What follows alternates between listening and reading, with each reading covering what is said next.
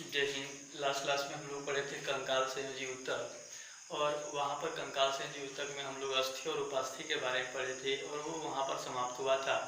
आज से हम लोग को जो पढ़ना है वो तरल संयोजी ऊतक पढ़ना है, और तरल संयोजी ऊतक का आखिरी भाग आज हम लोग पढ़ेंगे, और वो है जनरली तरल संयोजी ऊतक में हम लोग ब्लड और लसिका के बारे में पढ़ेंगे।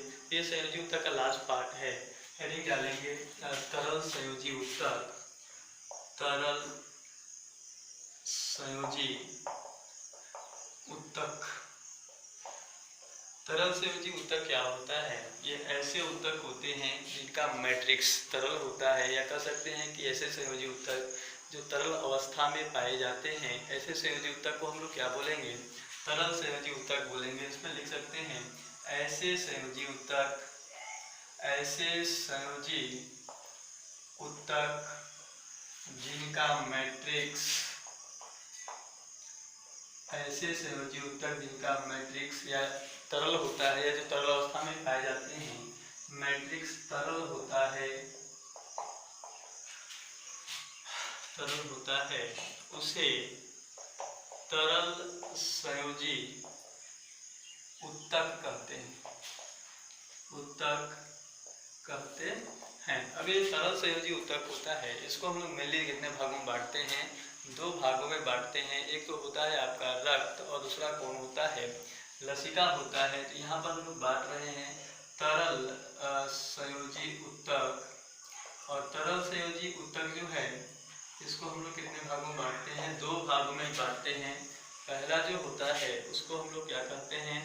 रक्त कहते हैं, और सेकेंड जो पार्ट होता है उसको बोलते हैं लसिका। रक्त क्या होता है?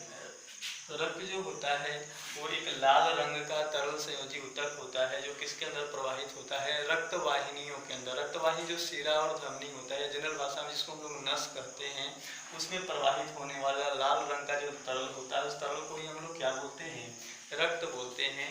जबकि लसिका जो होता है वो एक रंगहीन पदार्थ होता है, रंगहीन तरल होता है, और ये लसिका वाहिनियों में प्रवाहित होता है।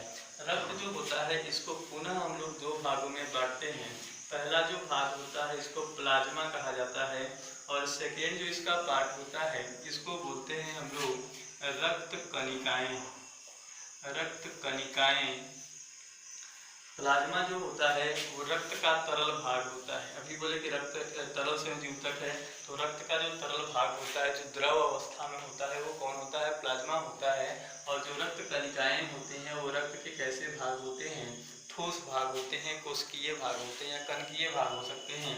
ये जो रक्त कणिकाएं हैं इनको मुख्य रूप से पुनः तीन भागों में बांटते हैं हम लोग। पहला जो होता है उसको बोलते हैं लाल रक्त कणिका। लाल रक्त कणिका। ये जो लाल रक्त कणिका होता है इसको हम लोग शॉर्ट में आरबीसी या एक और नाम से जानते हैं इरिथ्रोसाइट। इरिथ्रोसाइट कहते हैं। सेकेंड जो होता है वो आपका आता है श्वेत रक्त कणिका। श्वेत रक्त कणिका, या इसी श्वेत रक्त कणिका को शॉर्ट में बोलते हैं WBC, या एक और नाम होता है इसका ल्यूकोसाइट। और थर्ड जो रक्त कणिका होता है ये है प्लेटलेट्स।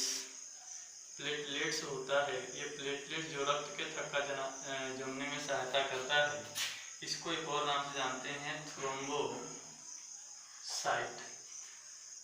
तो ये जो रक्त कणिकाएं हैं ये रक्त के कैसे भाग हैं? ठोस भाग हैं। और ये सभी के सभी कणिकाएं किसके अंदर मौजूद होते हैं? रक्त प्लाज्मा के अंदर मौजूद होते हैं, और उसी में तैरते रहते हैं। तो अगर हम लोग दोनों का डेफिनेशन बनना चाहें तो प्लाज्मा का डेफिनेशन क्या होगा? रक्त के तरल भाग को प्लाज्मा कहते हैं, और इस प्लाज्मा में कौन तैरते रहता है? रक्त कणिकाएं तैरते रहते हैं, उसी में फ्लोट करते रहते हैं। रक्त कणिकाओं का डेफिनेशन बना जिसका क्या हो जाएगा कि रक्त के ठोस भाग जो होता है उसको हम लोग क्या बोलते हैं? रक्त कणिकाएं। और ये कितने प्रकार के होते हैं? तीन प्रकार के। लाल रक्त कणिका जिसको आरबीसी कहते हैं, श्वेत रक्त कणिका WBC, और प्लेटलेट्स। इसके बाद आता है रक्त संयोजी ऊतक का दूसरा भाग लसिका। तो इसको बारी बारी से हम लोग क्या करेंगे? पढ़ेंगे। पहले इसको क्या कर लेना है? नोट कर लीजिए। तो सबसे पहला हेडिंग आएगा रक्त। रक्त जो होता है इसको ब्लड कहते हैं इंग्लिश में। ब्लड क्या होता है? यह लाल रंग का तरल संयोजी ऊतक होता है जो रक्त वाहिनियों में शिरा और धमनी में क्या होते रहता है, प्रवाहित होते रहता है। ठीक, इसमें लिख सकते हैं रक्त यह लाल रंग का तरल संयोजी ऊतक है जो रक्त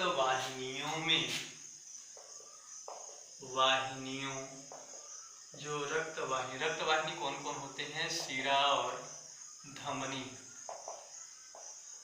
जो रक्त वाहिनियों में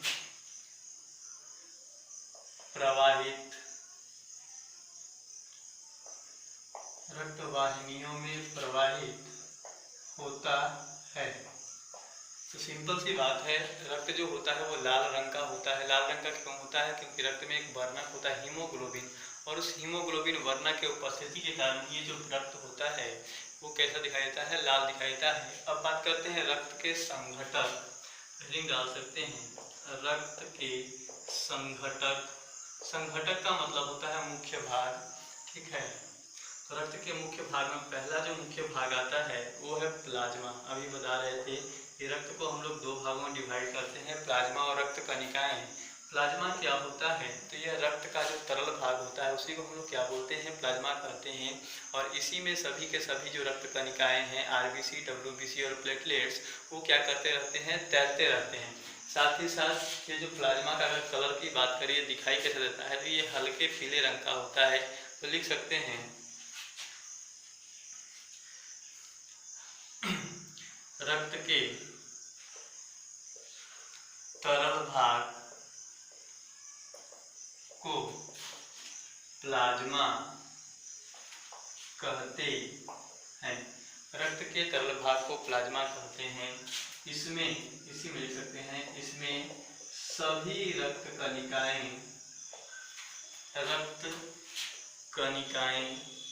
कणिका कौन कौन, आरबीसी, डब्ल्यूबीसी और प्लेटलेट्स रक्त कणिकाएं तैरते रहती हैं। ठीक है, इसके बाद अगर बात करें तो प्लाज्मा का जो कलर होता है, प्लाज्मा हल्के पीले रंग का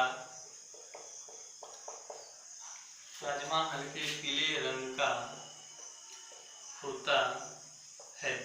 सिंपल सी बात है, हल्के पीले रंग का, लाइट येलो कलर का होता है। तो प्लाज्मा रक्त के कैसे भाग है, तरल भाग है, और इसी तरल भाग में कौन तैरते रहता है, रक्त कणिकाएं तैरते रहता है। और प्लाज्मा कैसे रंग का होता है, हल्के पीले रंग का। अब अगर देखें तो प्लाज्मा का बनावट कैसा होता है, उसमें क्या कौन कौन से पदार्थ मौजूद होते हैं, तो नेक्स्ट पॉइंट उसी के बारे में लिखेंगे। और ये इंपॉर्टेंट लाइन लिखवा रहे हैं, इसको इंपॉर्टेंट कर सकते हैं। प्लाज्मा रक्त का 55%, ये बार बार एग्जाम में पूछा है, भाग है या भाग होता है। किसी भी व्यक्ति में जितना ब्लड होता है उस ब्लड में से लगभग 55% कौन होता है, प्लाज्मा। अगर मान लें किसी व्यक्ति में, ठीक है ना, 100 ml ब्लड है, 100 ml ब्लड है, तो उसमें से 55 ml जो होगा वो कौन होगा, प्लाज्मा होगा। कहने का मतलब 55% जो भाग होगा वो कौन होगा, प्लाज्मा होगा। और देखिए इस 55% प्लाज्मा में, जो 55% प्लाज्मा, उसमें क्या क्या मौजूद होता है, इसी में लिख सकते हैं तथा इस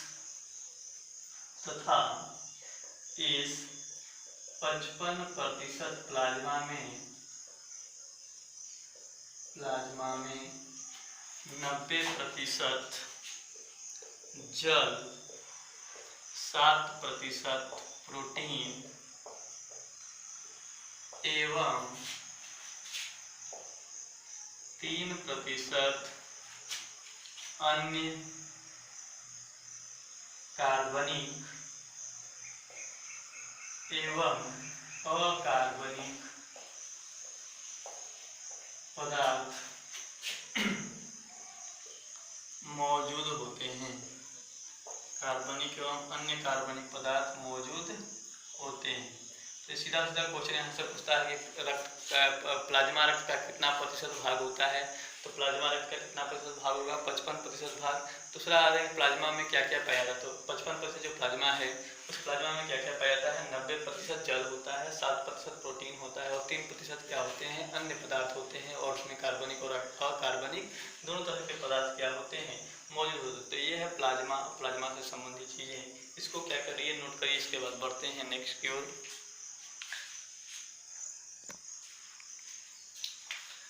नेक्स्ट हेडिंग आएगा रक्त कणिकाएं।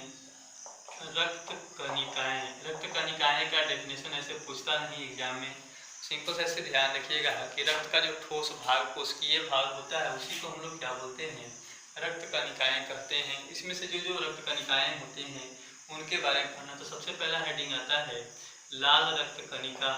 लाल रक्त कणिका, या इसी को भी शॉर्ट में क्या बोले थे, आरबीसी। आरबीसी क्या होता है, ये उभया अवतल आकार के कोशिका होते हैं। उभया अवतल आकार करने का मतलब होता है कि चारों ओर से उठे हुए बीच में क्या होता है, अंदर की ओर दबा हुआ होता है, बटन जैसे होता है कि अंदर ये बटन जो होता है, बटन क्या होता है, अंदर की ओर दबा हुआ होता है। या ठीक उसे अगर इसको इसके आकार को समझना है, तिलकुट देखे होंगे, ठीक है, ठीक उसी प्रकार से ये दिखाई देता है। और वो जो आकार होता है उस आकार को हम लोग क्या बोलते हैं, उभया अवतल। उभया अवतल आकार कहते हैं तिलकुट जैसे आकार को, बटन जैसे आकार को।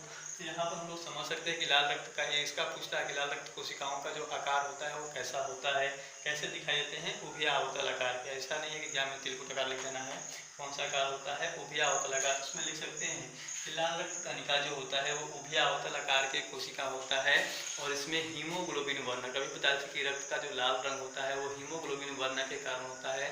तो वो जो हीमोग्लोबिन वर्णक है वो मुख्य रूप से किसके अंदर मौजूद होता है, आरबीसी के अंदर मौजूद होता है। और आरबीसी हमारे शरीर के अंदर क्या करता है, श्वसन गैसों के परिवहन में जो ऑक्सीजन सांस के द्वारा अंदर जाता है उसको शरीर के अलग अलग भागों में पहुंचाने का काम करता है, और शरीर के अलग अलग भागों से जो कार्बन डाइऑक्साइड मुक्त होता है उसको यहाँ फेफड़ा तक पहुँचाने का जो काम करता है वो भी कौन करता है, ये आरबीसी करता है। इसके बारे में बारी बारी से हम लोग लिखेंगे। क्या होता है लाल रक्त कणिका, यह उभया अवतल आकार के कोशिका होता है।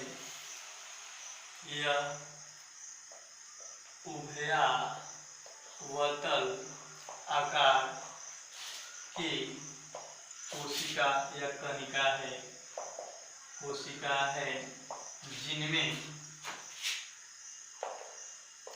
हीमोग्लोबिन, हीमोग्लोबिन जो होता है लाल रंग का वर्णक होता है, हीमोग्लोबिन वर्णक मौजूद होता है।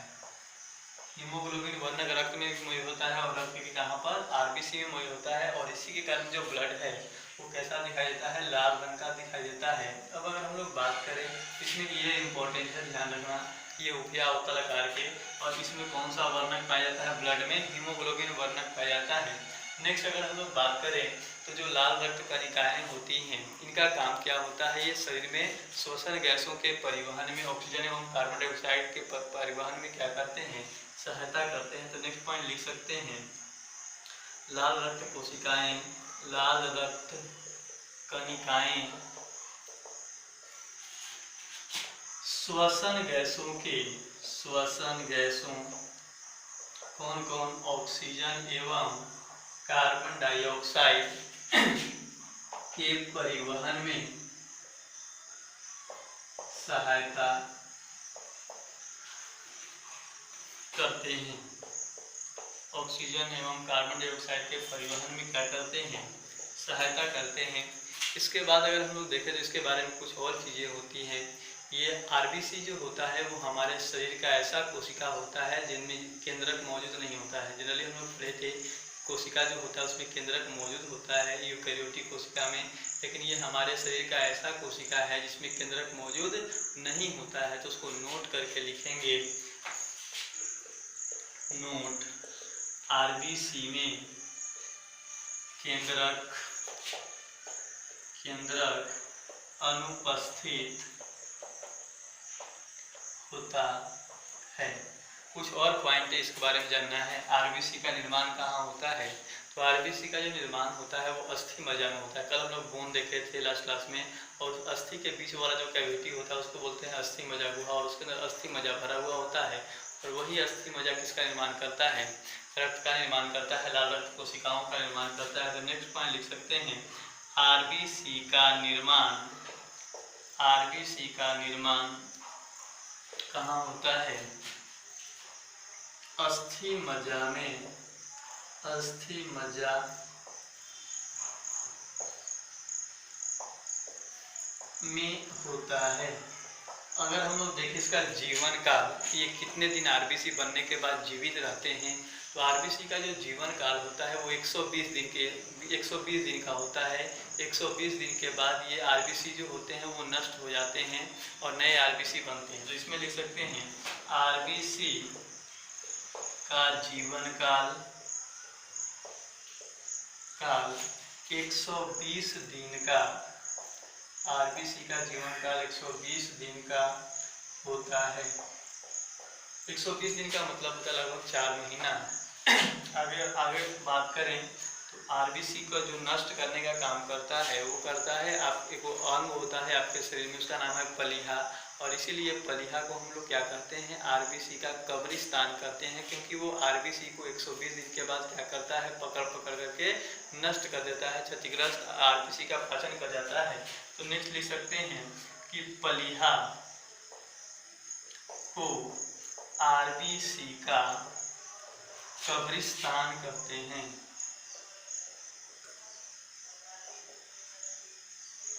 कब्रिस्तान कहते हैं। पलिहा को आरबीसी का कब्रिस्तान कहते हैं क्योंकि ये क्या करता है? आरबीसी को पकड़ कर नष्ट करता है, उनको पाचन करता है। एक और कभी कभी क्वेश्चन पूछता है कि रक्त में कौन सा तत्व पाया जाता है? तो रक्त में मुख्य रूप से आयरन पाया जाता है। कौन सा तत्व होता है? आयरन। तो एक और पॉइंट यहीं पर लिख लेंगे कि रक्त में मुख्य रूप से आयरन, आयरन किसको बोलते हैं? Fe को बोलते हैं, मौजूद होता है। आयरन मौजूद होता है। और ये जो Fe है वो +2 के फॉर्म में रहता है, 2+ के फॉर्म में रहता है। Fe2+ इसके फॉर्म में मौजूद रहता है। तो इसको आप क्या करिए, ये आरबीसी से संबंधित चीजें हैं, इसको आप क्या कर लीजिए, नोट कर लीजिए। इसके बाद हम लोग बात करेंगे WBC। आरबीसी होता क्या है? सीधा यह उभयावतल कार्यकोशिका, जिसमें क्या पाया जाता है? हीमोग्लोबिन वर्णक पाया जाता है। ये रक्त में, ये शरीर में क्या करता है? श्वसन गैस ऑक्सीजन और कार्बन डाइऑक्साइड जो होता है उसके परिवहन में सहायता करते हैं। इनमें ऐसे कोशिका होते हैं जिनमें केंद्रक क्या होता है? अनुपस्थित होता है। इनका निर्माण जो होता है वो अस्थि मज्जा में होता है। आरबीसी का एक जीवन काल की बात करें तो 120 दिन का होता है, लगभग 4 महीने का होता है। आरबीसी को नष्ट कौन करता है? पलिहा। इसलिए आरबीसी, इसको क्या बोलते हैं? आरबीसी का कब्रिस्तान बोलते हैं। और रक्त में मुख्य रूप से पाया जाने वाला तत्व जो होता है वो आयरन होता है। और ये आयरन कौन से फॉर्म में होता है? Fe2+ के फॉर्म में होता है। तो इसको आप क्या करिए, नोट कर लीजिए। नेक्स्ट आता है बी, श्वेत रक्त कणिका। श्वेत रक्त कणिका या इसी को बोलते हैं WBC। ये गोलाकार, अंडाकार या अनियमित आकार के कोशिकाएं होती हैं और इनमें हीमोग्लोबिन वर्णक मौजूद नहीं होता है। इसी कारण से ये कैसे दिखाई देते हैं? श्वेत दिखाई देते हैं। और इसीलिए इसको श्वेत रक्त कणिका के नाम से क्या किया जाता है? जाना जाता है। जिसमें लिख सकते हैं ये गोलाकार, अंडाकार एवं अनियमित आकार के कोशिकाएं हैं जिनमें हीमोग्लोबिन अनुपस्थित होता है। इसमें हीमोग्लोबिन वर्णक मौजूद नहीं होता है। इसमें अभी बताया था कि आरबीसी में केंद्रक मौजूद नहीं होता है, लेकिन इसमें केंद्रक क्या होता है, मौजूद होता है। अब इसके काम की अगर बात करें तो ये हमारे शरीर में रोग से लड़ता है। रोग कारक जो बैक्टीरिया, जो विषाणु आपके शरीर में प्रवेश करते हैं, उनसे लड़ने का जो काम करता है वो श्वेत रक्त कणिका करता है। इसीलिए इसको हम लोग बोलते हैं कि ये हमारे प्रतिरक्षा तंत्र को, रोग से लड़ने की क्षमता को क्या करता है, बढ़ाता है। तो नेक्स्ट पॉइंट लिख सकते हैं WBC शरीर में, WBC शरीर में प्रवेश करने वाले रोग कारकों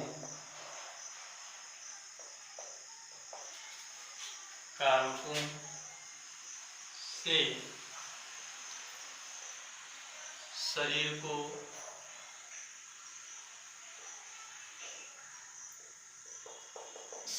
को सुरक्षा प्रदान करता है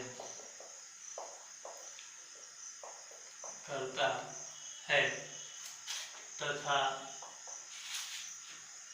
रोग से लड़ने की क्षमता को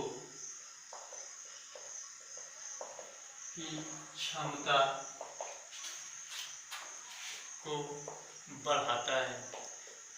आरबीसी का काम था वो शरीर में गैसों का परिवहन कर रहा था, जबकि डब्ल्यूबीसी जो होता है आपके शरीर में रोग से लड़ता है और आपके रोग से लड़ने का जो क्षमता होता है उसको क्या करेगा, ये बढ़ाएगा। अगर हम लोग बात करें डब्ल्यूबीसी, तो डब्ल्यूबीसी जो होते हैं इनको भी मुख्य रूप से हम लोग दो भागों में बांटते हैं कणिकाओं के आधार पर। कणिका क्या होती है, जैसे मान लीजिए डब्ल्यूबीसी है तो एक में इस तरह के कण मौजूद होते हैं और एक डब्ल्यूबीसी जो होता है वो पूरी तरह से प्लेन होता है, इसमें इस तरह के कण मौजूद नहीं होते हैं। तो ऐसे डब्ल्यूबीसी जिनमें कण मौजूद है उसको बोलते हैं ग्रेन्युलोसाइट कहते हैं, और जिनमें कण मौजूद नहीं होता उसको बोलते हैं एग्रेन्युलोसाइट बोलते हैं। तो कणिका के आधार पर ये जो कणिका है, छोटे छोटे कण हैं, तो कणिका के आधार पर डब्ल्यूबीसी कितने प्रकार के होते हैं, दो प्रकार के होते हैं। तो नेक्स्ट पॉइंट उसी के बारे में लिखेंगे। कणिकाओं की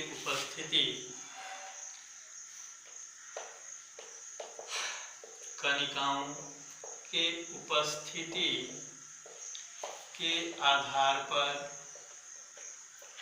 डब्ल्यूबीसी दो प्रकार के होते हैं।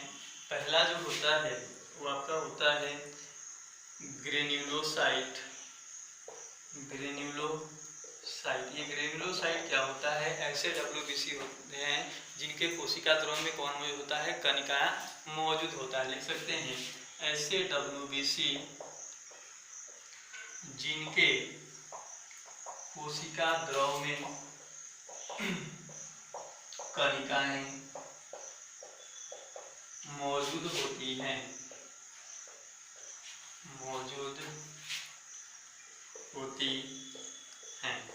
वैसे डब्ल्यूबीसी को हम लोग क्या बोलेंगे, ग्रेन्युलोसाइट बोलेंगे। और इसका जो एग्जाम्पल होता है वो तीन एग्जाम्पल होता है, न्यूट्रोफिल,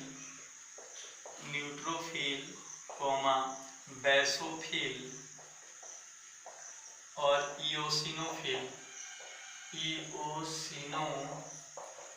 अगर आपसे पूछेगा कि न्यूट्रोफिल, बेसोफिल और इओसिनोफिल क्या है, तो ये मुख्य रूप से डब्ल्यूबीसी होते हैं। लेकिन ये डब्ल्यूबीसी में भी कौन से टाइप के होते हैं, तो ये ग्रेन्युलोसाइट होते हैं, क्योंकि इनके कोशिका द्रव्य में छोटे छोटे आपको कण मिलेगा, छोटे छोटे ग्रेन्यूल्स मिलते हैं। दूसरा जो टाइप आता है वो आता है एग्रेन्युलोसाइट। ये क्या होगा, तो ऐसे डब्ल्यूबीसी जिनके कोशिका द्रव्य में कणिकाएं मौजूद नहीं होती हैं। ऐसे डब्ल्यूबीसी जिनके कोशिका द्रव में कणिकाएं मौजूद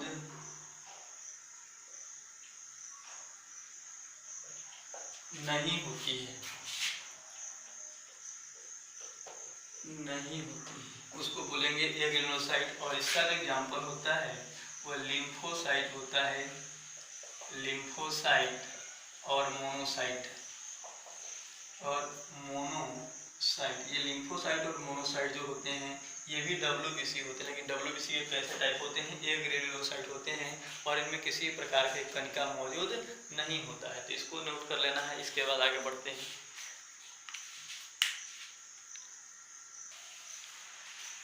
उसी में एक पॉइंट है, एक ग्रेन्युलोसाइट में जो लिम्फोसाइट लिखवाए हैं, तो वो लिम्फोसाइट जो होते हैं वो क्या करते हैं कि एंटीबॉडी का निर्माण करते हैं। एंटीबॉडी हम लोग पीछे पढ़ चुके हैं। एंटीबॉडी क्या होते हैं, ये ऐसे रसायन हो, प्लाज्मा कोशिका जहाँ पर पढ़ाए थे एरियोलर ऊतक में, वहाँ पर एंटीबॉडी हम आपको बताए थे। तो ये क्या होते हैं, हमारे शरीर में, शरीर जो होता है वो किसी रोग कारक से लड़ करके जिस रसायन का निर्माण करता है, उस रसायन को हम लोग एंटीबॉडी कहते हैं। और उस एंटीबॉडी का निर्माण करने में जो सहायता करेगा, ये कौन कोशिका करता है, लिम्फोसाइट कोशिका करता है। वहीं पर एक पॉइंट लिख लेंगे, लिम्फोसाइट कोशिका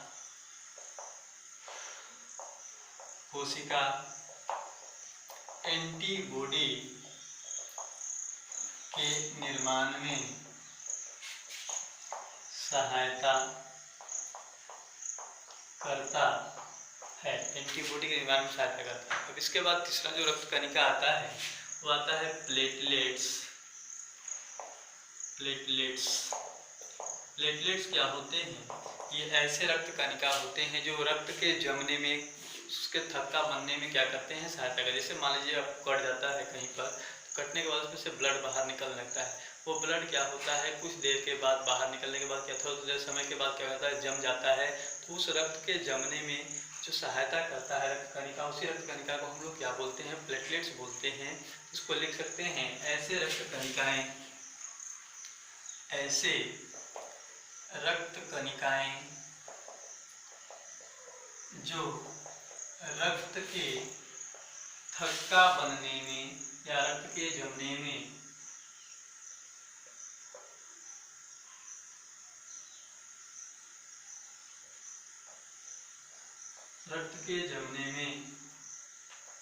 सहायता करते हैं, उसे प्लेटलेट्स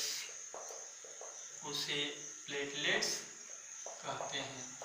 ठीक है, सीधा सा है। प्लेटलेट्स क्या होता है, ये ऐसे रक्त कणिकाएं होती हैं जो रक्त को जमने में सहायता करते हैं। पूछता है क्वेश्चन कि रक्त जमने में सहायता कौन करता है, तो वो कौन करेगा, प्लेटलेट्स करेगा। इसके बाद जो हम लोग को नेक्स्ट पढ़ना, यहाँ पर रक्त कणिकाएं क्या होते हैं, समाप्त होते हैं।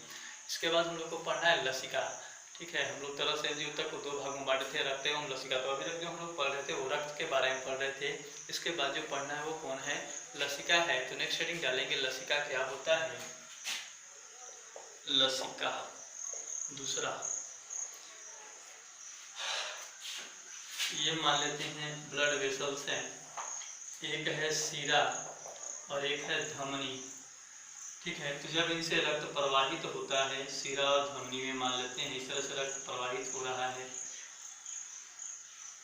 इस तरह से मानते हैं सीरा में और धमनी में। तो जब रक्त प्रवाहित होता है तो जो प्लाज्मा, रक्त में बताया कि जो प्लाज्मा होता है उसमें से प्लाज्मा और WBC और कौन, प्लाज्मा जो होता है यहाँ पर बीच में आ जाते हैं। इसको भाग को हम लोग या तो कोशिका कह सकते हैं या क्या कह सकते हैं, ऊतक। ये कोशिका या ऊतक जो बीच में दोनों ब्लड वेसल्स के बीच में मौजूद हैं, उनमें WBC और प्लाज्मा रक्त से निकल कर क्या करता है, आ जाते हैं। और ये WBC और प्लाज्मा यहाँ पर जो मौजूद होता है, इसी WBC और प्लाज्मा को हम लोग क्या बोलते हैं, लसिका कहते हैं। और ये कैसे होते हैं, रंगहीन होते हैं। इसमें लिख सकते हैं ऊतक कोशिकाओं के बीच स्थित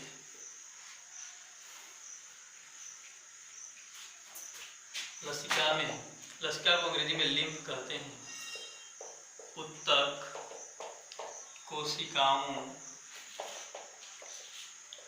के बीच स्थित WBC सहित रक्त प्लाज्मा को,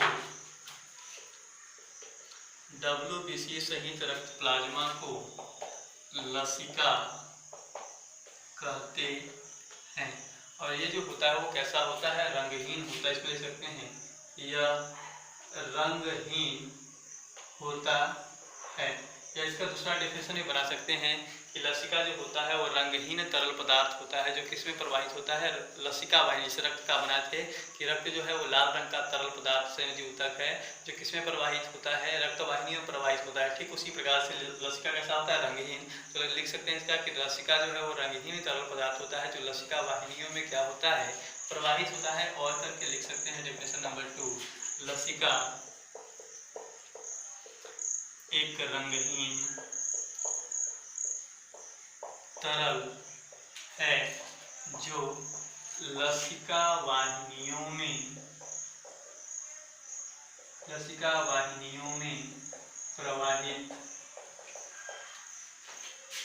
होता है, लसिका वाहिनियों में क्या होता है, प्रवाहित होता है। तो इसको नोट कर लीजिए, इसके बाद आगे बढ़ते हैं। अब आता है एग्जाम में जो आपसे पूछेगा वो रक्त एवं लसिका में अंतर पूछेगा। तो हेडिंग डालेंगे रक्त एवं लसिका में अंतर, रक्त एवं लसिका में अंतर। ये सिर्फ 9th क्लास के लिए इम्पोर्टेंट नहीं है, ये 10th क्लास में भी पूछता है रक्त एवं लसिका में अंतर क्या होता है।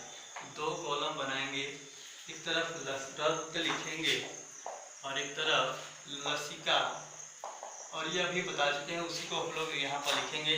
रक्त कौन से रंग का होता है, लाल रंग का होता है, जिसमें लिख सकते हैं यह लाल रंग का होता है। अभी लसिका बताया, लसिका कौन से कलर का होता है, यह रंगहीन होता है, इसमें लिख सकते हैं यह रंगहीन होता है। दूसरा पॉइंट अगर हम लोग देखें तो रक्त जो होता है वो किस में प्रवाहित होता है, रक्त वाहिनियों में प्रवाहित होता है, और ये किस में प्रवाहित होता है, लसिका वाहिनियों में। इसमें लिख सकते हैं दूसरा पॉइंट, यह रक्त वाहिनियों में प्रवाहित होता है, और लसिका जो होता है वो किस में प्रवाहित होगा, लसिका वाहिनियों में। लिख सकते हैं यह लसिका वाहिनियों में प्रवाहित होता है।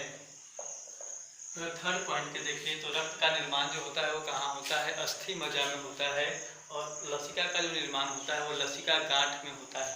में लिख सकते हैं रक्त का निर्माण अस्थि मज्जा में होता है, और इसका निर्माण जो होता है वो कहाँ पर, लसिका गांठ में। लसिका का निर्माण लसिका गांठ में होता है, गांठ में होता है। लसिका गांठ का मतलब होता है लिम्फ नोड में होता है।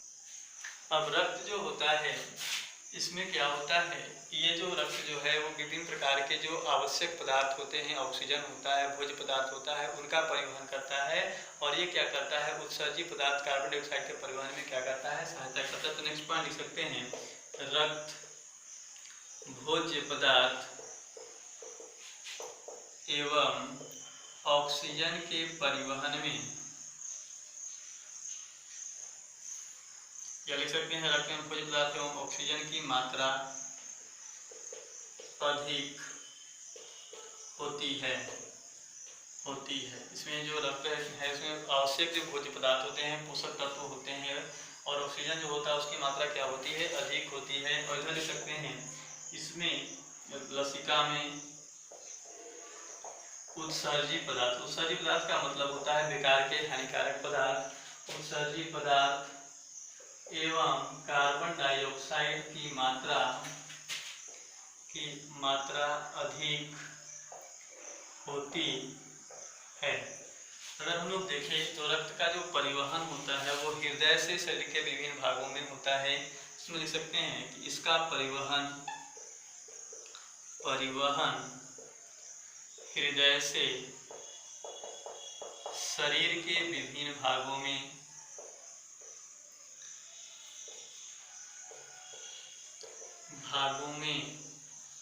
होता है। और अगर इसका लसिका का देखें तो लसिका का जो परिवहन होता है वो शरीर के विभिन्न भागों से कहाँ होता है, हृदय की ओर। रक्त जो है वो हृदय से शरीर के अलग अलग भागों में पहुँचता है, और ये उसका उल्टा शरीर के अलग अलग भागों से कहाँ पहुँचता है, हृदय के पास पहुँचता है। तो नेक्स्ट पॉइंट इसमें लिख सकते हैं, लसिका का परिवहन शरीर के विभिन्न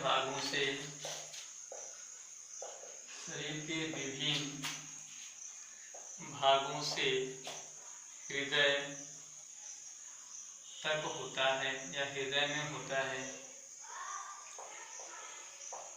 तो इसको क्या कर लीजिए, नोट कर लीजिए। इसके बाद यहाँ पर आपका जो है वो तरल संयोजी ऊतक, या कह सकते हैं कि संयोजी ऊतक वाला जो पार्ट है वो क्या होता है, समाप्त होता है। इसके बाद हम लोग को पेशी ऊतक पढ़ना है, तो इसको नोट कर लीजिए। उसके बाद बात विशेष अगले क्लास में पढ़ेंगे। तब तक के लिए धन्यवाद।